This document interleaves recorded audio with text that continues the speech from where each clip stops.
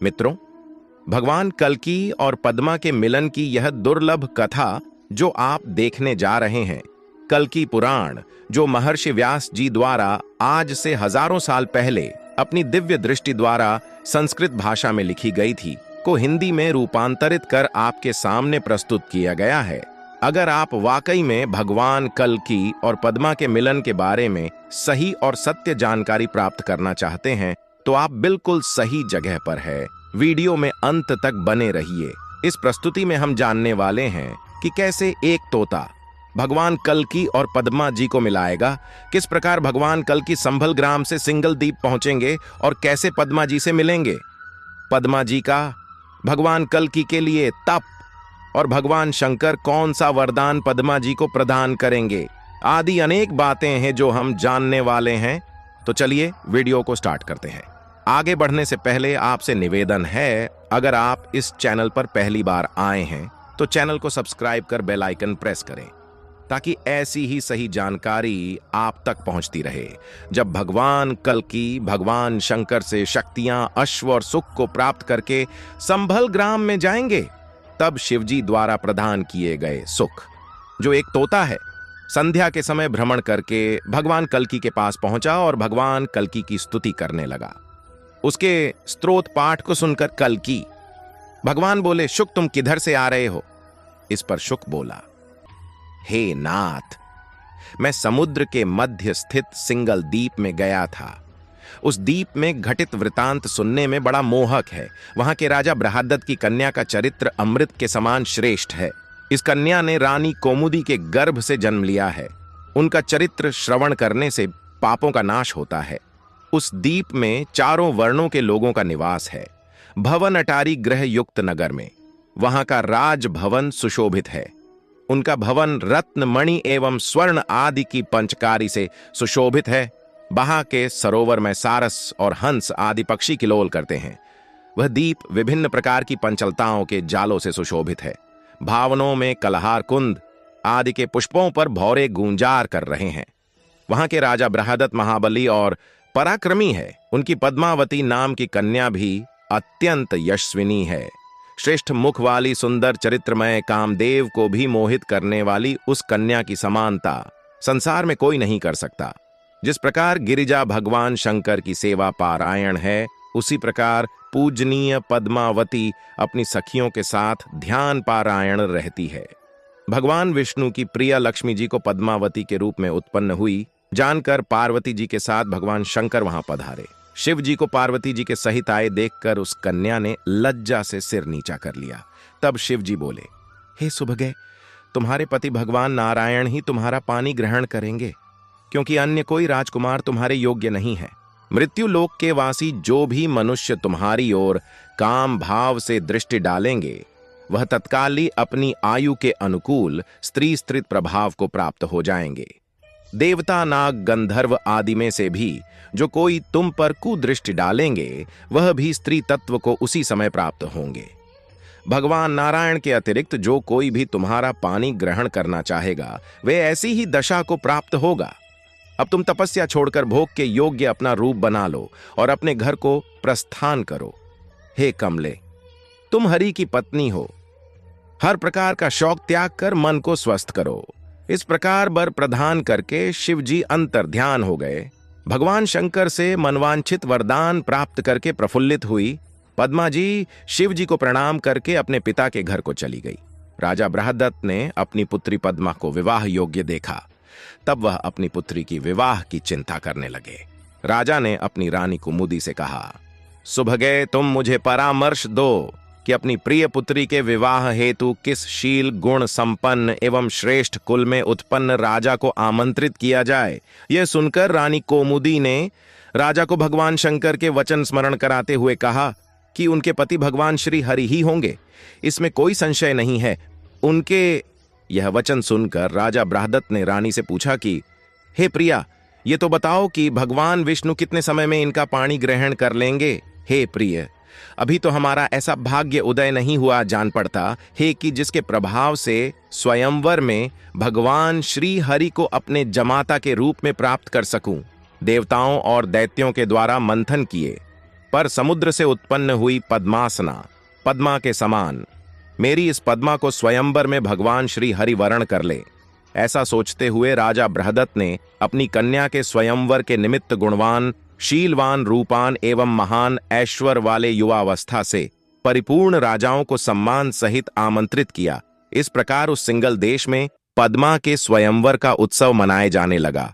बहुत के प्रकार के मंगल होने लगे और राजाओं के निवास आदि स्थान सज्जित किए जाने लगे। विवाह की इच्छा से सुवर्ण मणि रतन से विभूषित हुए राजागण देश विदेश से अपनी सेना के सहित वहां आने लगे। वे सभी बलवान रथ आदि विभिन्न वाहनों पर सवार होकर वहां आए। वे राजागण विविध प्रकार के वस्त्र भूषण माला आदि से विभूषित होकर रंगभूमि में आकर सादर सम्मानित होते हुए सुखपूर्वक अपने अपने स्थान पर बैठ गए। विभिन्न प्रकार के भोगों और ऐश्वर्या से संपन्न रमणीय चरित्र वाले एवं सबको प्रसन्न करने के स्वभाव वाले राजाओं को देखकर सिंहागल देश के राजा ब्रादत्त ने अपनी कन्या को स्वयंवर में बुलाया। गौरी चंद्र नैनी, श्यामा मणि मोती रत्नों आदि से सब प्रकार विभूषित अत्यंत सुंदर हार को धारण किए हुए वह पद्मावती मोहमयी माया अथवा कामदेव की साक्षात पत्नी ही अवतरित हुई प्रतीत होने लगी। सुख भगवान कल्की से बोले, मैं स्वर्ग, मृत्युलोक, पाताल लोक सभी में गमन करता हूं, परंतु मैंने ऐसी रूपवान कन्या कहीं भी नहीं देखी। उस कन्या के पीछे दासियां चल रही थीं तथा उसके चारों ओर सखियां थीं। सभा स्थल के अगले भाग में बंदीगण खड़े थे। उस रंगभूमि में राजकुमारी पद्मा मदगति से प्रविष्ट हुई। आगत नरेशों के कुल गुणशील आदि का वर्णन श्रवण करती हुई वह हंस गति वाली राजकन्या हाथों में रत्नमाला लिए हुए अपने चंचल अंगों से शोभा को पाती हुई और कटाक्ष पूर्वक सबको देखती हुई बढ़ती जा रही थी। लाल रंग के रेशमी वस्त्र धारण किए हुए कोकिला जैसी स्वर वाली, जिसके रूप से तीनों लोक मोहित हो रहे थे, उस मनमोहिनी सुकुमारी राजकन्या को रंगभूमि में घूमती हुई देखकर कामदेव के वशीभूत हुए। राजागण ऐसे विह्वल चित्त हो गए कि उनके वस्त्र आदि सभी खुलकर पृथ्वी पर गिरने लगे। काम से विमोहित हुए उन राजाओं ने जैसे ही उस राजकन्या को वासनामय नेत्रों से देखा, वैसे ही भगवान शंकर के वरदान अनुसार वह जिस रूप पर लालायत हुए थे, वैसे ही रूप वाली नारी का रूप उन्हें प्राप्त हो गया। इस प्रकार सुंदर मुख और कमल जैसे नेत्रों को प्राप्त हुए वे राजागण अपने को स्त्री हुआ देखकर पद्मा के पीछे पीछे उनकी सहेली बनकर चलने लगे। उस समय पद्मा के विवाह का वह उत्सव देखने के निमित्त में मैं पास ही के एक वृक्ष पर बैठा था। जब वे राजागण स्त्री रूप हो गए तब तो पद्मा जी अत्यंत शोकित हो उठी। मैं उनके विलाप को सुनता रहा। उस मंगलमय उत्सव के इस प्रकार समाप्त हो जाने पर पद्मा ने भगवान शंकर का ध्यान कर जो करुण विलाप किया था, उस विलाप को आप श्रवण कीजिए। पद्मा ने देखा कि सभी राजागण मुझे देखते ही अपने हाथी अश्वरथ आदि से विलग होकर स्त्री रूप में मेरी सहेली होकर साथ साथ चल रहे हैं, तो वह अत्यंत दीनता पूर्वक अपने आभूषणों को त्याग कर धरती को कुरेदने लगी। फिर वह शिव जी के वरदान की सफलता के हेतु भगवान विष्णु का पतिभाव से ध्यान करने लगी। तदंतर विषमत मुख वाली पद्मा अपनी सहेलियों के मध्य स्थित हुई।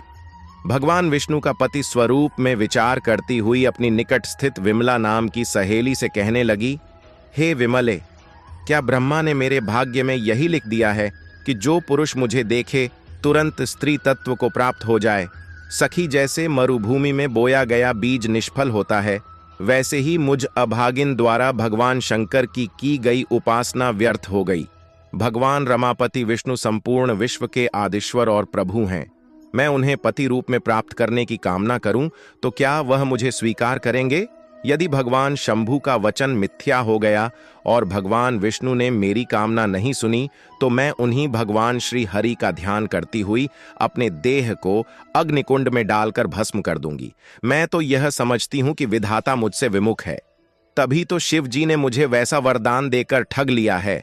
भगवान श्री हरि के द्वारा परित्यागता होकर मेरे अतिरिक्त और कौन जीवित रह सकता है? पद्मा जी इस प्रकार से विलाप करती हैं। उनके करुण वचनों को सुनकर ही मैं आपके निकट उपस्थित हुआ हूं। सुख के यह वचन सुनकर अत्यंत विस्मय को प्राप्त हुए। कल्की जी ने सुख से कहा, हे सुख, तुम मेरी प्रिय पद्मा को आश्वासन देने के निमित्त पुनः सिंगल देश को प्रस्थान करो। हे सुख, तुम हमारे संदेश वाहक होकर पद्मा को हमारे रूप का वृतांत सुनाना और फिर शीघ्र ही यहां लौट आना। अवश्य ही पद्मा मेरी पत्नी और मैं उनका पति हूं। विधाता ने यह सहयोग नियत किया है और यह कार्य तुम्हारी मध्यस्थता से ही संपन्न होना है। तुम सर्वज्ञ हो, नियम और काल के भी ज्ञाता हो। तुम अपने वचनों से पद्मा का शोक हरो और मेरे द्वारा ग्रहण किए जाने का आश्वासन देकर यहां लौट आओ। कल्की जी का ऐसा आदेश पाकर मुदित हुए शूक ने उन्हें प्रणाम किया और शीघ्रता पूर्वक सिंगल देश को प्रस्थान किया। मार्ग में समुद्र के पार जाकर सूख ने अमृत जल का पान किया और बिजौरे के फलों का भक्षण किया और फिर राजभवन में प्रविष्ट हो गया। वह अंतपुर में पहुंचकर राज्य कन्या के निवास स्थान पर जाकर नाग केसर के एक वृक्ष पर बैठ गया और पद्मा जी को देखकर मनुष्य की भाषा में उनसे बोला, हे वरारोहे रूप, यौवन से संपन्न तुम कुशल पूर्वक तो हो। तुम अपने चंचल नेत्रों से सुशोभित द्वितीय लक्ष्मी ही प्रतीत होती हो। तुम कमल जैसे मुख वाली कमल गंधा कमलाक्ष तथा कमल के समान हाथों वाली हो। अपने हाथों में तुमने कमल धारण किया हुआ है। यह लक्षण तुम्हारा लक्ष्मी होना सूचित करता है। विधाता ने क्या संपूर्ण विश्व का रूप तुम्ही से भरकर तुम्हें ही सब जीवों को मोहित करने वाली बना दिया है। सुख के यह अद्भुत वचन सुनकर पद्मा ने हंसकर कहा, तुम कौन हो? कहां से आगमन हुआ है? तुम इस सुख वेश में देवता हो अथवा दानव? तुम यहां आकर किस लिए ऐसी दया प्रदर्शित कर रहे हो? सुख ने कहा, हे देवी, मैं सब कुछ जानने वाला तथा सब शास्त्रों का तत्व ज्ञानी हूं। मैं स्वेच्छा पूर्वक सर्वत्र गमन करने में समर्थ हूं। देवता, गंधर्व अथवा राजा की सभा में मेरा पूर्ण सम्मान होता है। मैं गगन मंडल में अपनी इच्छा के अनुसार विचरण करता हूं। मैं आपके दर्शनार्थी यहां आ पहुंचा हूं। आपने हास्य लाभ सखियों का संग सब त्याग रखा है। तुमको इस स्थिति में देखकर दीन हृदय हुआ। मैं तुम्हारी कोकिल जैसी मधुर वाणी में तुम्हारे दुखी रहने और जीव्या के अग्रभाग से निश्चित अक्षर पंक्तियां जिनके कानों को सुनाई पड़ जाए, उनकी तपस्या का प्रभाव कहां तक कहां जा सकता है। तुम्हारे समक्ष पुष्प की सुंदरता भी कम है तथा चंद्रकांति भी क्या वस्तु है। ज्ञानी जन जिस ब्रह्म रूपी पीयूष का वर्णन करते हैं, वह आनंद भी तुम्हारी क्या समता करेगा। आपके सुंदर मुख के दर्शन करने वाले को पुनः जन्म धारण नहीं करना पड़ता है। हे बृहदत्त सुते, अपने मानसिक दुखों का कारण मुझे बताओ। हे भामनी, तुम्हारी देह बिना रोग के ही तप से शरीर दिखाई दे रही है। जैसे मेल के कारण कंचन की प्रतिमा मैली हो जाती है, वैसे ही तुम्हारा देह भी मलिन हो गया है। पद्मा ने कहा, उच्च कुल में उत्पन्न होने से ही क्या प्रयोजन सिद्ध हो जाता है, अर्थात देव की प्रतिकूलता हो तो। यदि तुम मेरा वृतांत नहीं जानते हो तो सुनो। मैंने अपनी बाल और किशोर अवस्था में भगवान शंकर की आराधना की थी। मेरे द्वारा किए गए उस पूजन से प्रसन्न हुए शिवजी ने पार्वती जी के सहित प्रकट होकर मुझसे कहा था कि है पद्मावर मांगिए। फिर मुझे लज्जापूर्वक सर झुकाए देखकर उन्होंने कहा कि तुम्हारे पति भगवान नारायण होंगे। देवता, दानव, गंधर्व अथवा जो कोई भी हो, यदि तुम्हें काम भाव से देखेगा तो तुरंत स्त्री रूप हो जाएगा, इसमें संदेह नहीं है। मेरे साथ जितनी भी सखियां हैं, सब पहले राजा थे। मेरे पिता ने मेरी यौवन अवस्था देखकर धर्म की रक्षा के निमित्त इन सब राजाओं को मेरे स्वयंवर में बुलाया था। यह सभी युवावस्था वाले रूप, गुण एवं ऐश्वर्य से संपन्न है। ये सभी मेरे साथ विवाह करने की इच्छा से आकर स्वयंवर स्थल में सुखपूर्वक बैठ गए। इन राजाओं ने मुझे सुंदर प्रभाव वाली हाथ में रत्नमाला लेकर स्वयंवर स्थल में घूमते हुए देखकर यह सभी काम मोहित राजा गण पृथ्वी पर गिर गए। फिर जब सचेत होकर उठे तो अपने को स्त्रीत्व के सभी लक्षणों से युक्त अर्थात स्त्री रूप में पाया। तब यह अपने को स्त्री हुआ जानकर बड़े दुखी हुए और शत्रु मित्र आदि की लज्जा छोड़कर मेरे ही साथ चल पड़े। यह सभी निष्फल हैं। अब यह सर्वगुण संपन्न नारी रूपी राजागण मेरी सखी होकर मेरे साथ भगवान विष्णु का तप, ध्यान एवं पूजन करते हैं। अपनी इच्छा के अनुकूल सुनने में सुखदायक इस वार्ता को सुनकर सुख ने समुचित वाणी में पद्मा को प्रसन्न किया और फिर भगवान विष्णु के पूजन के प्रसंग में प्रश्न किया। फिर पद्मा जी ने सुख को भगवान विष्णु के पूजन की विधि बताई।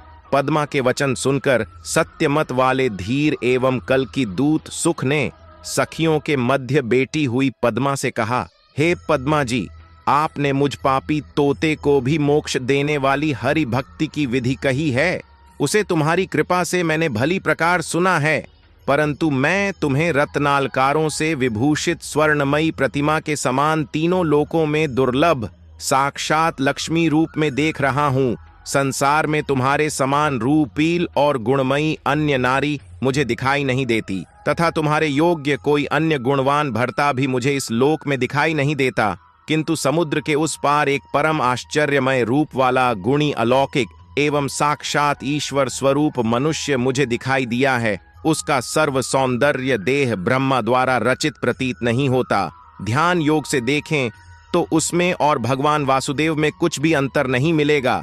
हे पद्मा जी, तुम भगवान विष्णु के जिस अमित तेजोमय स्वरूप का ध्यान करती हो, उस रूप में और उस मनुष्य के रूप में कोई अंतर दिखाई नहीं देता। पद्मा ने कहा, हे सुख, तुमने अभी क्या कहा है? उस बात को पुनः कहो। उन्होंने अवतार लिया है। यदि तुम उनका पूर्ण वृतांत जानते हो तो मुझे विस्तार पूर्वक सुनाओ। तुम वृक्ष से उतर कर आओ, मैं विधिवत तुम्हारा सत्कार करूंगी। तुम फलों का भक्षण कर दुग्ध का पान करो। मैं तुम्हारी चोंच को पारस मणि और रत्नों से सजाकर उन्हें मनमोहक और दीप्तमय कर दूंगी। तुम्हारे कंठ से सूर्यकांत मणि जड़ित स्वर्ण पट्टी बांधकर दोनों पंखों को मोतियों से सजाऊंगी। तुम्हारे पंख और शरीर को कुमकुम से रच करके ऐसा सुशोभित करूंगी कि सब तुम्हें देखते ही अत्यंत आनंदित हो जाएं।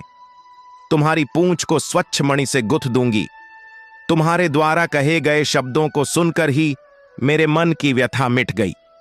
मुझे बताओ कि मुझे क्या करना है। सखियों के सहित मैं तुम्हारी चर्चा करूंगी। पद्मा के वचन सुनकर हर्षित हुआ। सुख पद्मा के पास जा पहुंचा और श्रेष्ठ प्रसंग करने लगा। सुख बोला, भगवान लक्ष्मीपति ने धर्म स्थापना हेतु ब्रह्मा जी द्वारा प्रार्थना करने पर संभल ग्राम में विष्णु यश के यहां अवतार लिया है।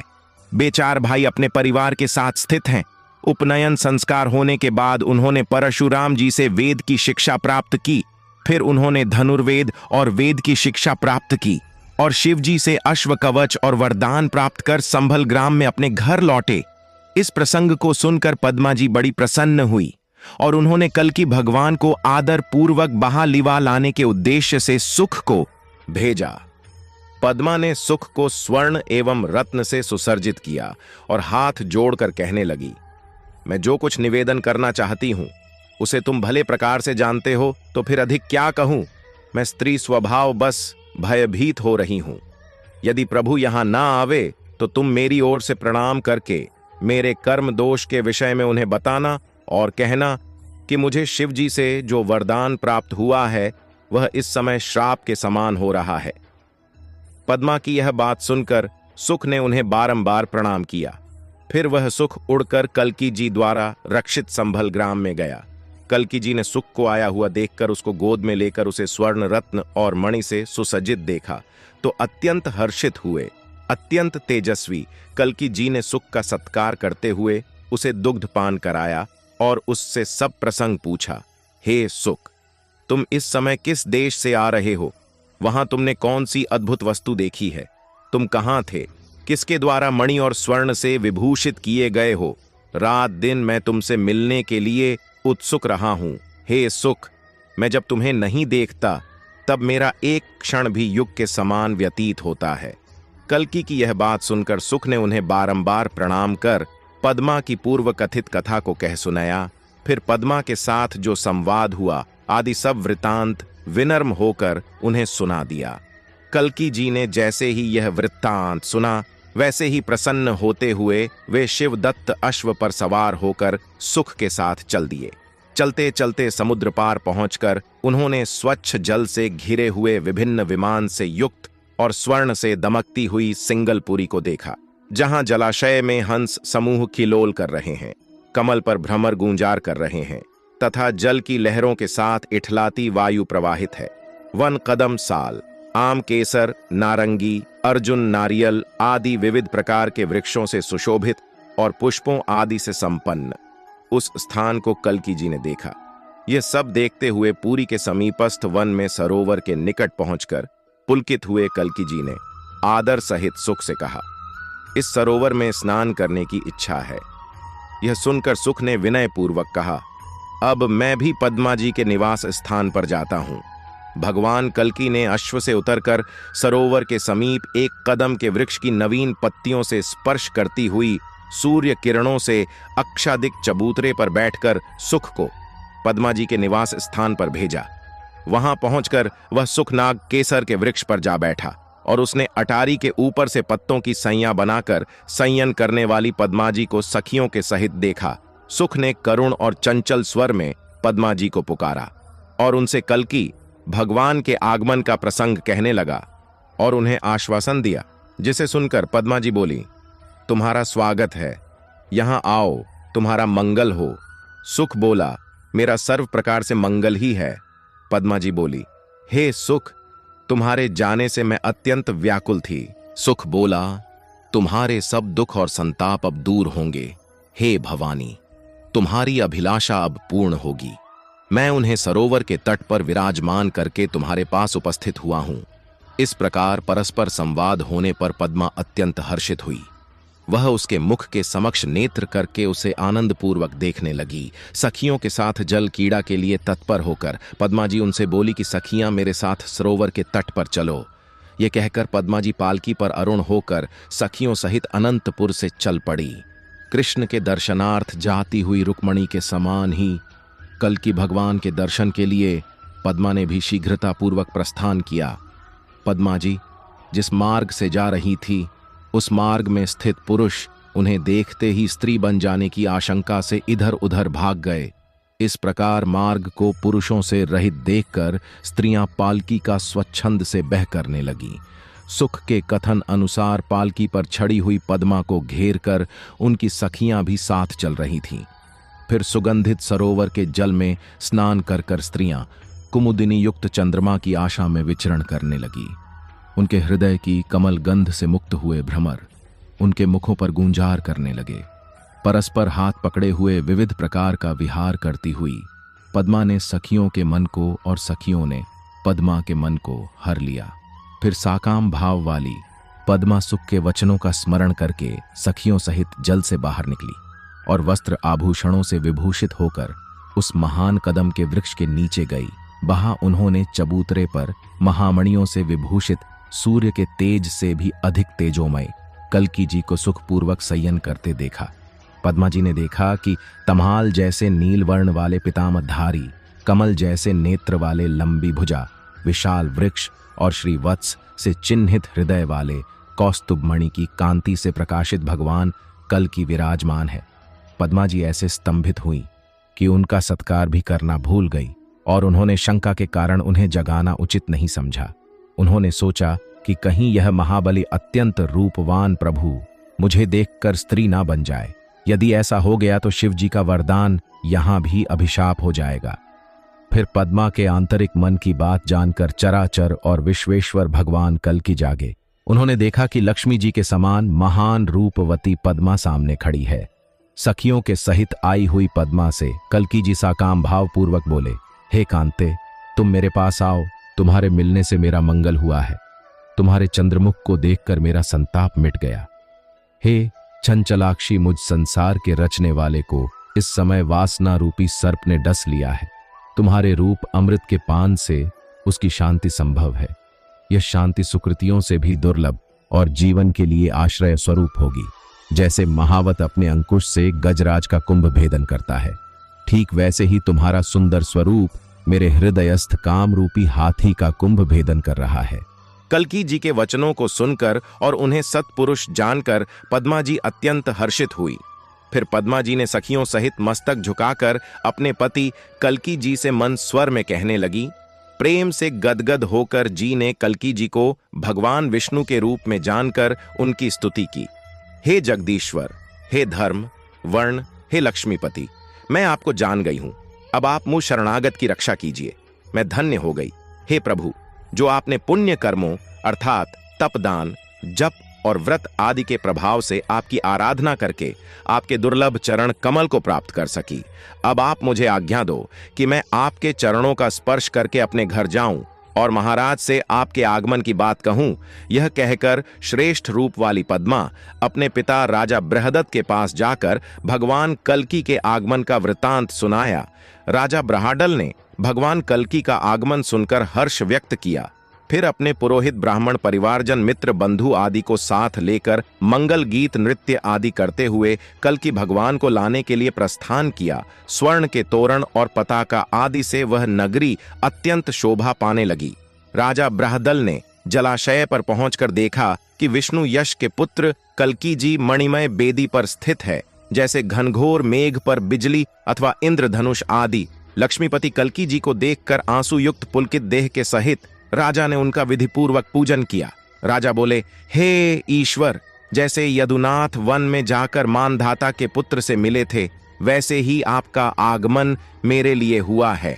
यह कहकर कल्कि जी का पूजन करके राजा उन्हें अपने भवन में ले आए और सुसर्जित मंडप में उन्हें बैठाया और विधिपूर्वक अपनी पुत्री पद्मा का विवाह भगवान कल्कि के साथ करके अपनी कन्या का दान कर दिया। अपनी पत्नी पद्मा को प्राप्त कर सिंगल दीप को श्रेष्ठ स्थान जानकर कल्कि जी कुछ दिन वहां रुके। स्वयंवर में जो राजागण स्त्री बन गए थे, वे सभी भगवान कल्कि के दर्शन के लिए वहां उपस्थित हुए और उन्होंने भगवान कल्कि की चरण वंदना की और भगवान कल्कि के आदेश से रेवा नदी में स्नान करने पहुंचे। स्नान करते ही वे पुनः पुरुष रूप में आ गए। कल्कि जी का अत्यंत अद्भुत पराक्रम देखकर सभी राजा उनके चरणों के सेवक हो गए। कुछ दिनों बाद भगवान कल्कि पद्मा के साहित्य समय पुनः अपने संभल ग्राम में पहुंच गए। इस प्रकार भगवान कल्कि या माता पद्मा का मिलन हुआ। उम्मीद है वीडियो अच्छा लगा होगा। वीडियो को लाइक जरूर करें और ऐसी ही और जानकारी के लिए चैनल को सब्सक्राइब जरूर करें। धन्यवाद।